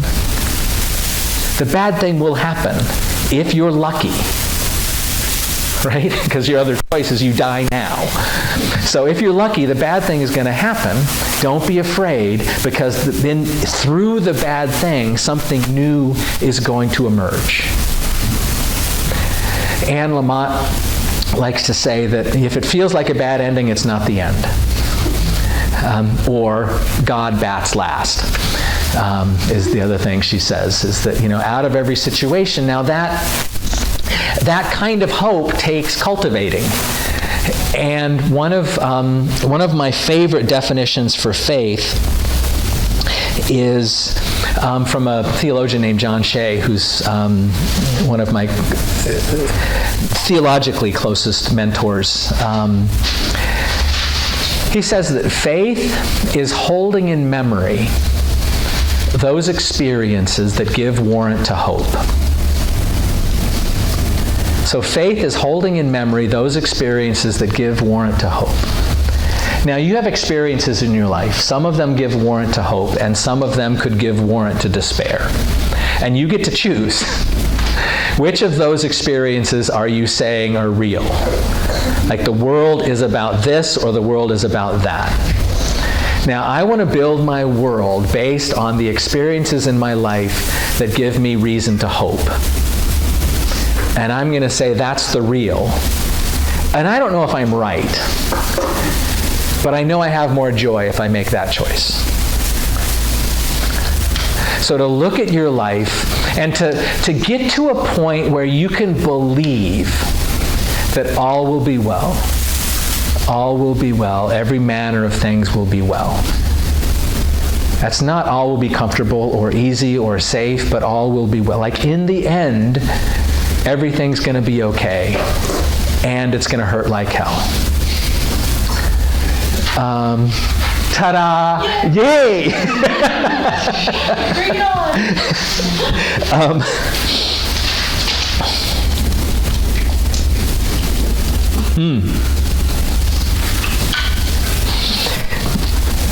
There's also a faith, and I have to be honest. In this day and age, sometimes my hope runs a little thin. But I'm not going to give up praying for hope and praying that I can hold on to the hope and the faith that I have. So, because it helps me be more loving in the fight.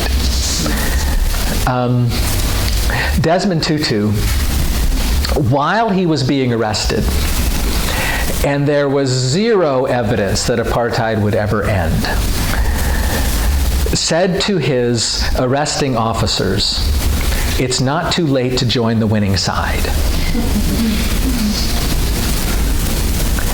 And that's a piece of it too, is to know that if you're on the side of love, you're on the winning side. And if nothing else, being on the side of love makes you a better human, even if you start to move into despair.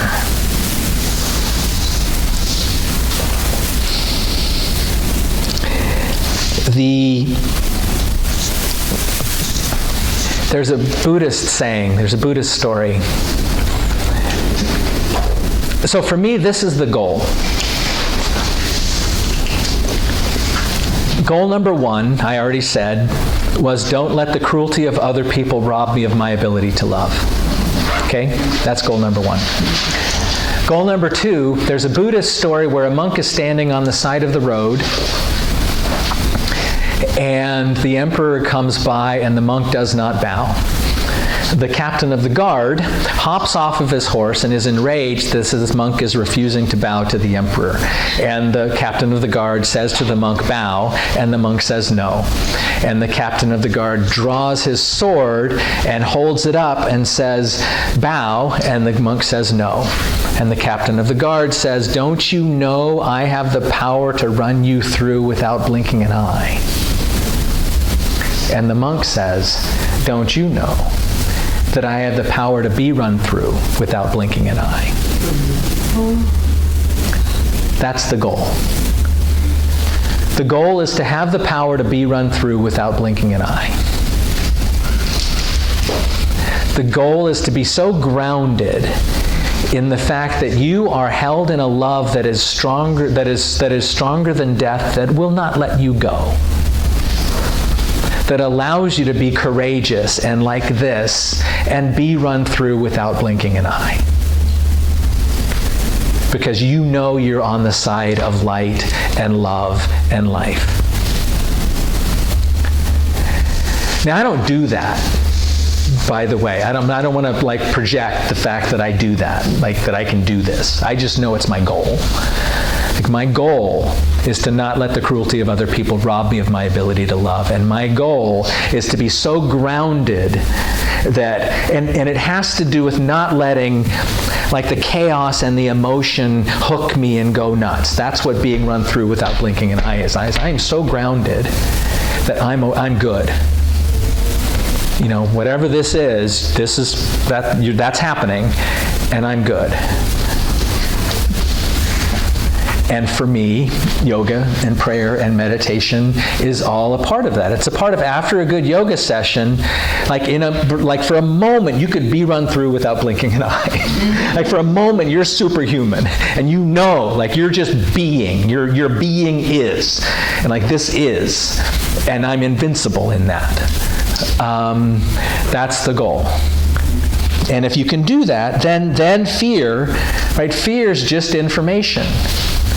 It's like, oh, that makes me scared. Is there a reality behind it, or is it just, blah, blah, blah? So let's stop here, and then I want to talk about Christianity and yoga. Oh, no, I'm going to talk about striving. Let's pause here just for a moment, if there's anything anyone wants to share, and then I want to talk about the third thing. I said only two, but there are three. Yes? I have a question. When you talk about love and fear, I'm just curious, what's your perspective on A Course in Miracles? I've never read The Course in Miracles. So I've done... Sorry to bother you. No, it's okay. I taught your classes. I wanted to be here. So a more fruitful conversation would be about specific aspects about Course in Miracles and New Thought, and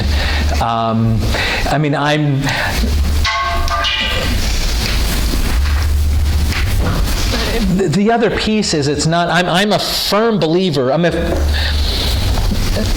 A thing that connects with me that's related to the world of Course in Miracles is the Buddhist notion of emptiness. And that there's a saying in the Jewish Talmud that we don't see the world as it is, that we see the world as we are, right? And that we create the reality, and we participate in the creation of the reality. So that resonates with me, but I don't know enough about it to give a good response. Yeah, but I can see why you would see the connections between what I'm saying. Yeah, well, the Course is presented as actually being channeled through, as Jesus being channeled through trying to clean up a couple of misconceptions, basically. Like, this is what I meant, not right. The way that it's been interpreted by some of the patriarchal or traditional viewpoints. Right. So to me, it just feels very liberating and more like true. Like when you said, like, what goes on what shelf? Right. Like, that goes on that feels like right. the true shelf. Yeah. Cool. Thank you. Let me talk about the third thing. So one is moving from judgment to forgiveness. The other is moving from fear to hope. And then the third has to do with striving. We as humans have to strive. It's heresy, but Netflix isn't enough. there's something about us, there's something in the way that we're wired, that if we're not striving for something, like we need to accomplish, we need to strive, we need to work in order for us to have joy. Other things are medication. Like Netflix is medication. It's good. I mean, it can be necessary medication. But unless there's something about like getting on the mat and striving with other people or whatever that is necessary for joy. And this is something I've added in the last couple of years. That it's not just enough for us to let go of judgment and for us to live in hope. But there's something about actually showing up because there's a freaking conversation going on in humanity that needs people to show up for. And so showing up and striving for justice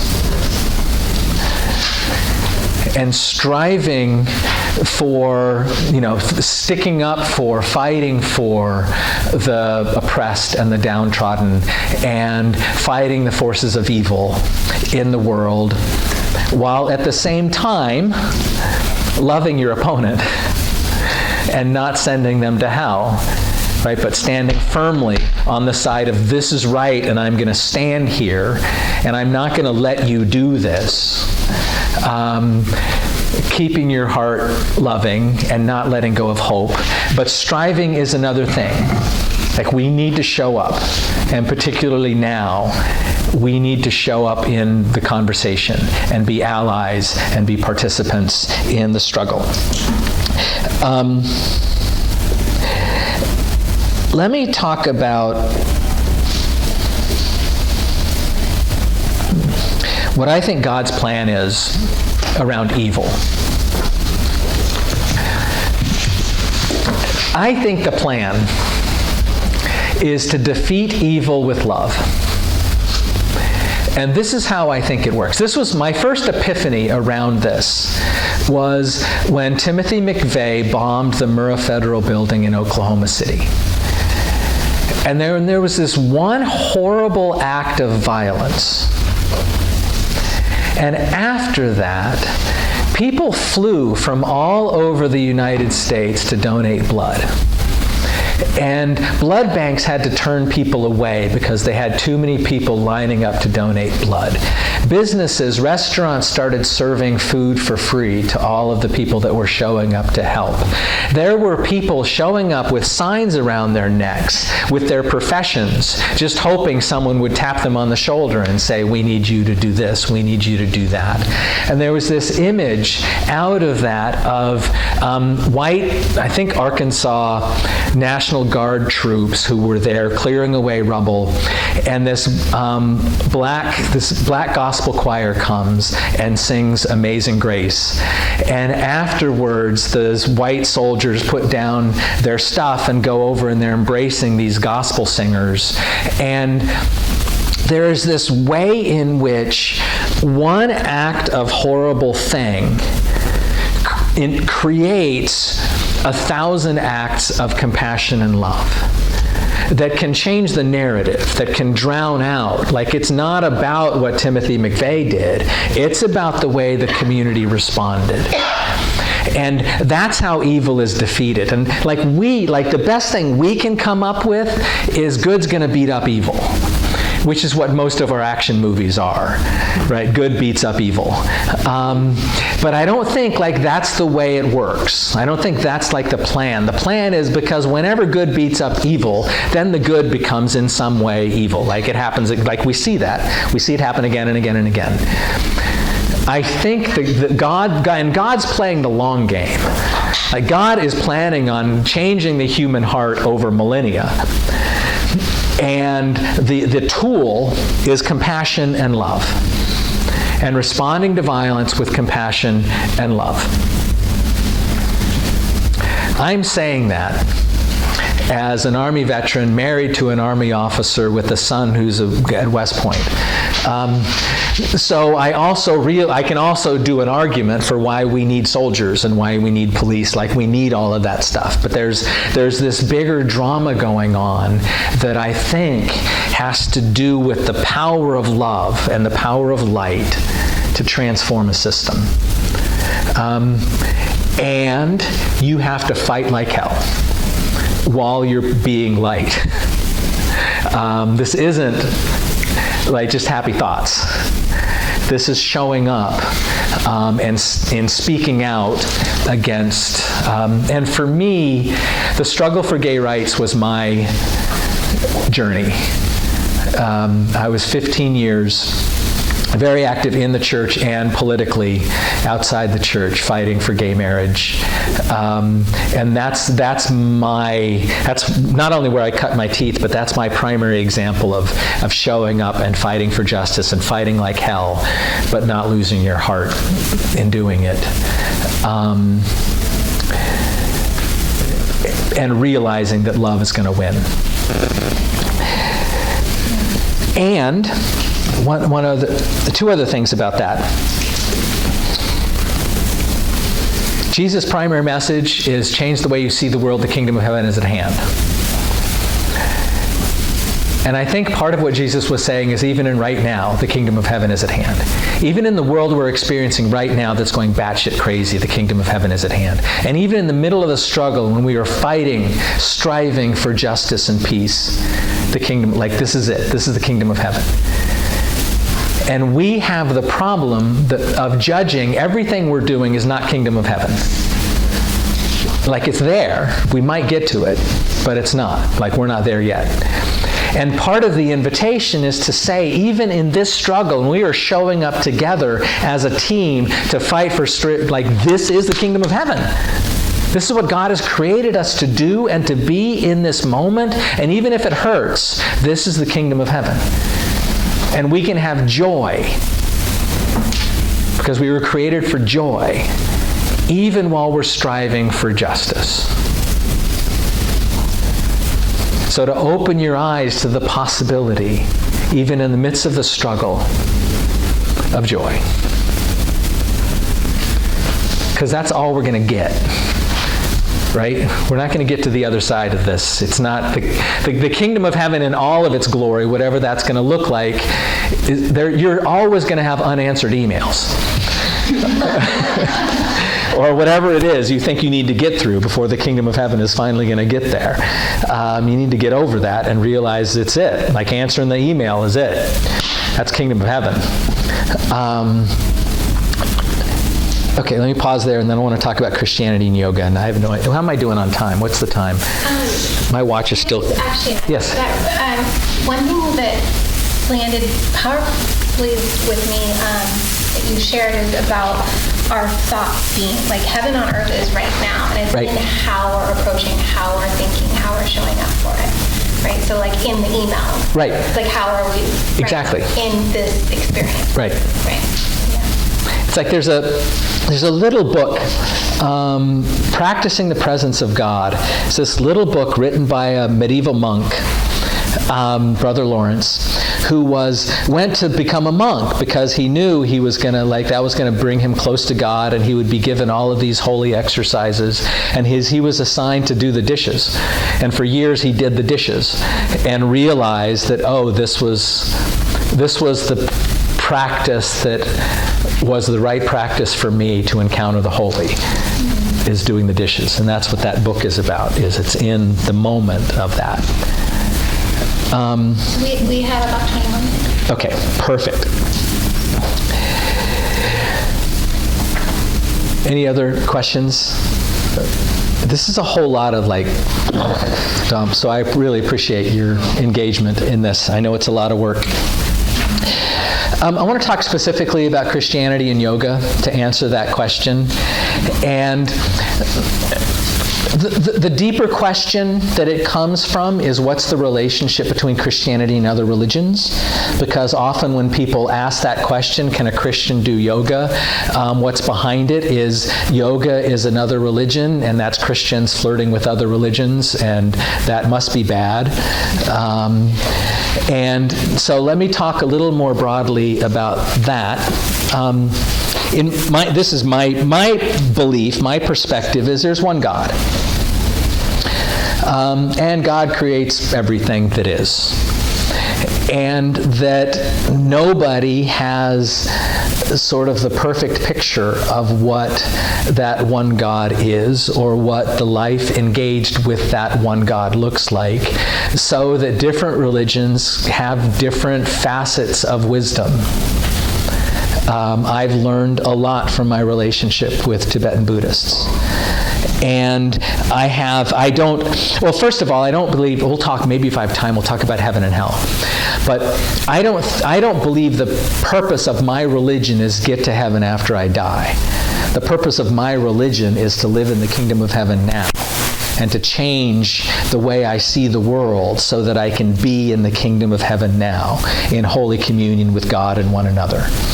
And there are other religions that are trying to do that same kind of thing, and every religion has a different perspective. It's like different cultures have different perspectives.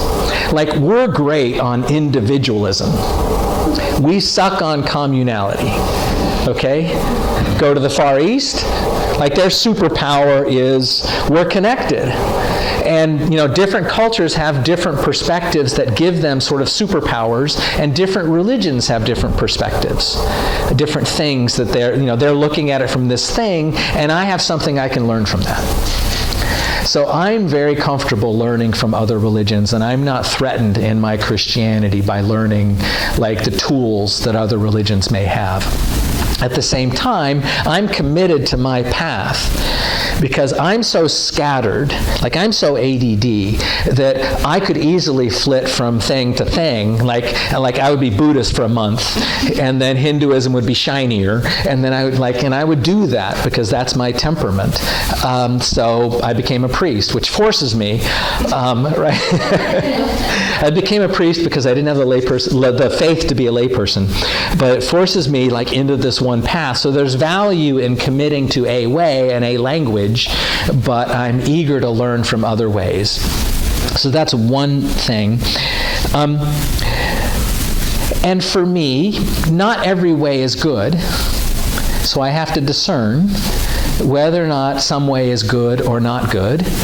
And my litmus test is love. Does it make me more loving? Does it open my heart? If I hang out with Tibetan Buddhists and I find myself more open-hearted and being a better Christian, then that's cool.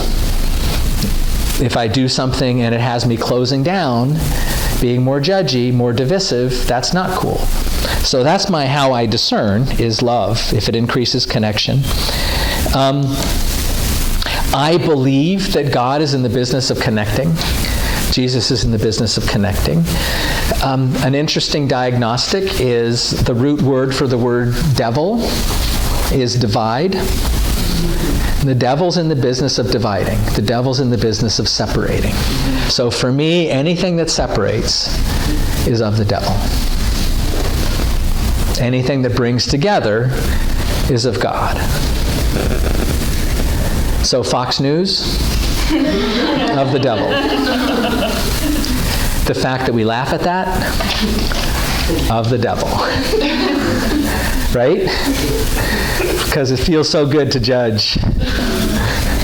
But there's that force that wants to divide, and then there's that force that wants to come together.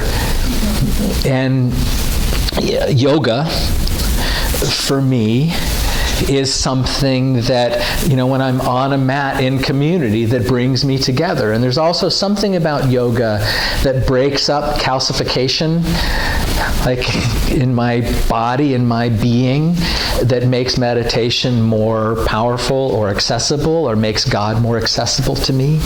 So for me, yoga is a helpful tool in my spiritual practice.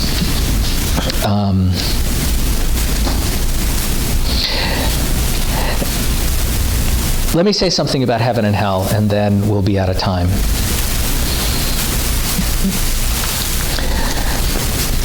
The word hell in the Bible literally is Gehenna. Gehenna is the Greek word in the New Testament, and Gehenna is the name of a place. And that place is a trash dump outside of Jerusalem, where they burned their trash, where the fire was never quenched and the worm never died. And Jesus would go around saying, if you continue down this path of the way you're treating one another, you're going to end up in Gehenna, the trash dump. Now, Jesus wasn't talking about something that happened after death. Jesus was talking about the trash dump that existed outside of Jerusalem. And I believe Jesus was saying, metaphorically, if you don't change the way you're living your life, if you continue to hold people in their sins, and you continue to live this life of judgment, hypocrisy, whatever, you're going to end up in Gehenna, in the trash dump. That's where you're headed. Now that got translated into the word hell, and then thanks to Milton and Dante, we have this image of Jesus talking about what happens after we die. And that's not in the Bible.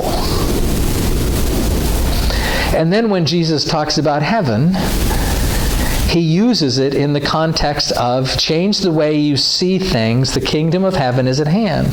And heaven isn't a place, heaven is a relationship. Heaven is a way of being in communion with one another and with God.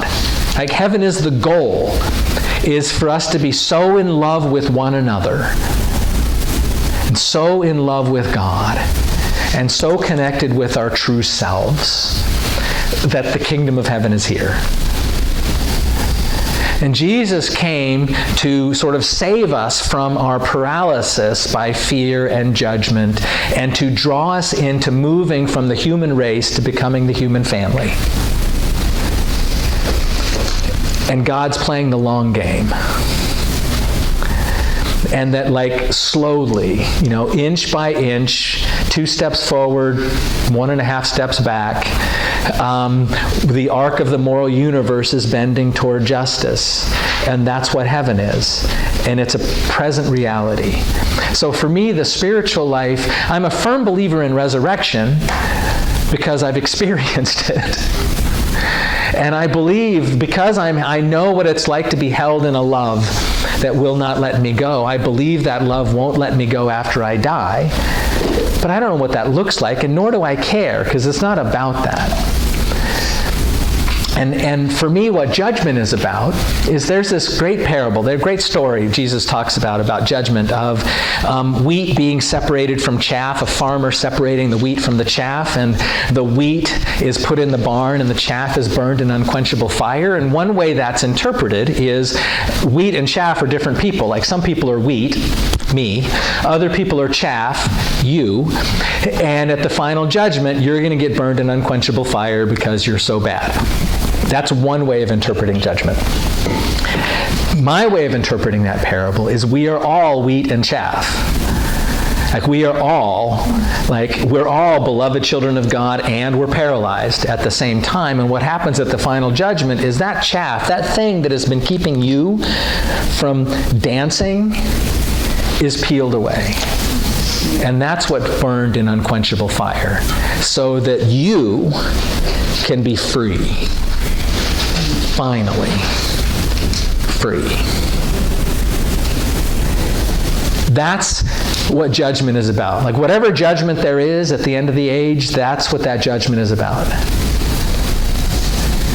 And that the goal isn't to get some spiritual ticket punch so I get to heaven. The goal is for me to be a human. Like I really want to be a human. Like a better human that can love and not be so afraid and not be so judgy. And yoga helps, and prayer helps, and being part of a community that holds me accountable helps, and getting to come here helps. So thank you very much for this opportunity to tell you what I think. And I'm so grateful for not just your time these last 2 hours, but grateful for your willingness to be here and to show up for this training that is hard and costs you to be here, and for your future life in service to help bring the world to wholeness. So, thank you.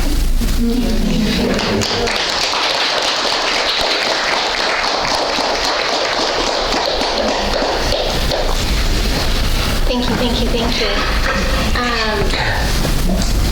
One other thing is, so I've now been to Burning Man 5 times. Been to Burning Man 5 times, and I have started last year. I was struck by how much openness and hunger there were for people to engage me as a priest. And the second year we did a Eucharist service, a communion service at the temple at Burning Man, after which 5 people came up and said, "Are you doing this every day?" And never in my life as a priest on Sunday morning, when I finished Mass, has anyone come up to me and said, "That was so amazing. Can I come back tomorrow?"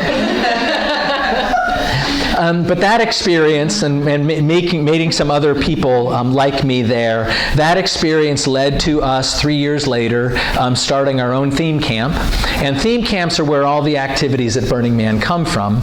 And our theme camp, last year, this past burn was our second year as a theme camp. Our official theme camp is, the title of it is Religious as Fuck. And that's the name of it because we are religious as fuck. And we do morning prayer every morning at our camp, at our chapel at our camp. We're open every afternoon for conversations, and then we do services at the temple.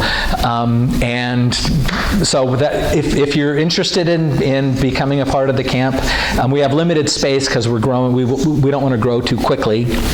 But I just want to let you know that that's my newest exciting thing, is I'm trying to save the world through Burning Man. So, I forgot to let that in earlier. All right. Yeah, thank you. Yep.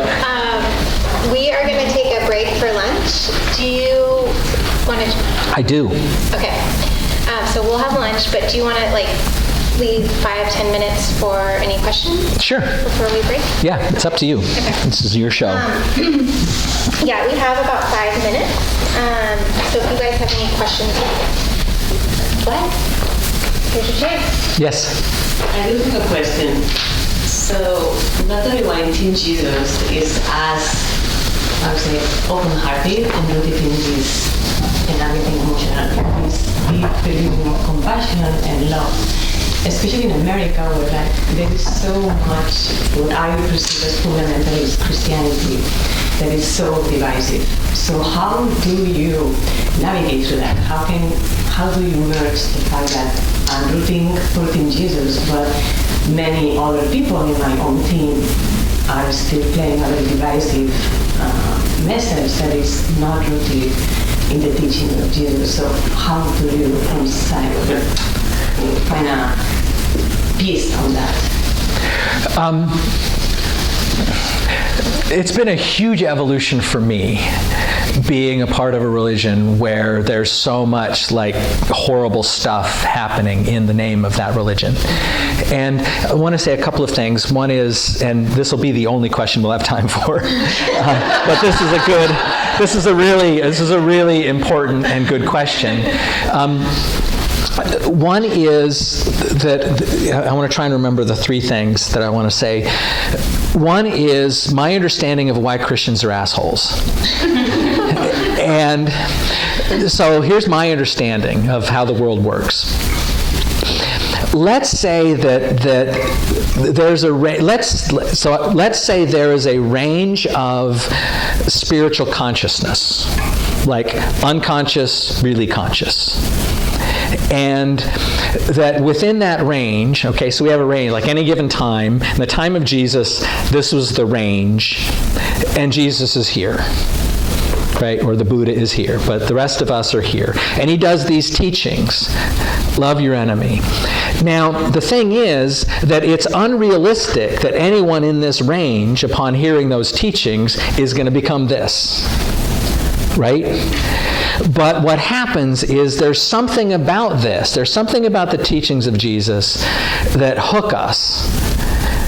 and we go, well, there's something there. I'm not evolved enough to love my enemy, but there's something about that rings true to me. So I'm going to create a team called Team Jesus, and we're going to do that. Now, whenever that happens, you're going to, wherever you are in this range, you're going to take the teachings of Jesus and make them fit where you are in your level of spiritual consciousness. Right? So if you're on the unconscious level, then you're going to be the kind of Christian that does a lot of judgy, mean stuff. Now, why I think God is playing the long game is because even if you're here, there are things that Jesus said that you can't reconcile, that act like a grain of sand. The love your enemy thing. Even if 99.9% of your brain is ignoring it, there's that thing that 100 years from now, your tribe's going to move here. And then even if you're interpreting it through your narrow lens, there's this little grain of sand that's gnawing at you, and then you're going to move here. And I think that humanity has moved pretty significantly in its sort of consciousness, but there's still people here. And so one invitation is not to judge them for their level of spiritual consciousness. That's just how they're wired. So that's one thing, is to realize, that's how they were raised, that's how they're wired, and to just trust, to not be judgy about it, and to trust that, a millennia from now things will be better. The other is, I gave up for so much of the gay rights struggle.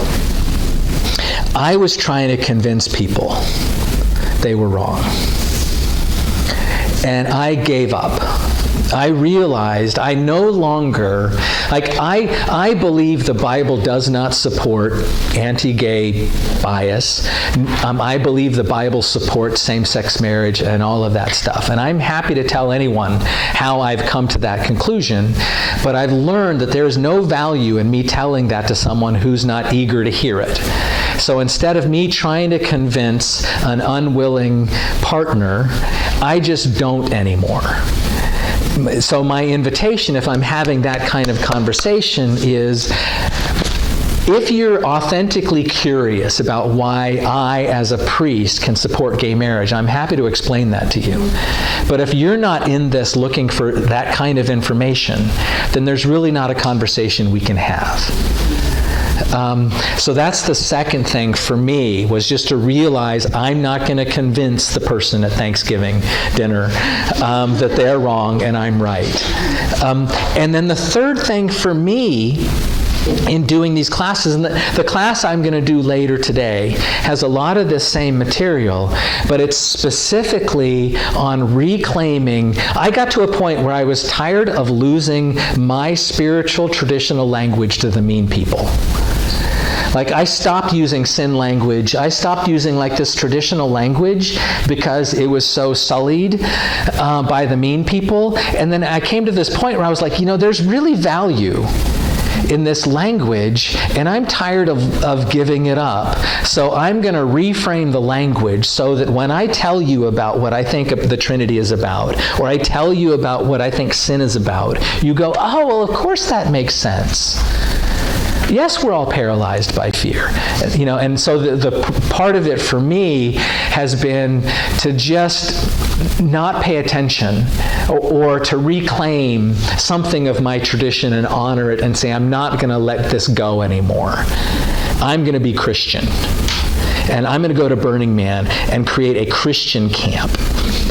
And I'm going to create a title so that one, I'm religious, but I'm not religious in the way that you're afraid of religion because I use the word fuck in the title. So it's sort of then trying to play the game on my own terms rather than having to convince others. So that's been my journey. Yeah. Good question. Thank you. Yep. Thank you.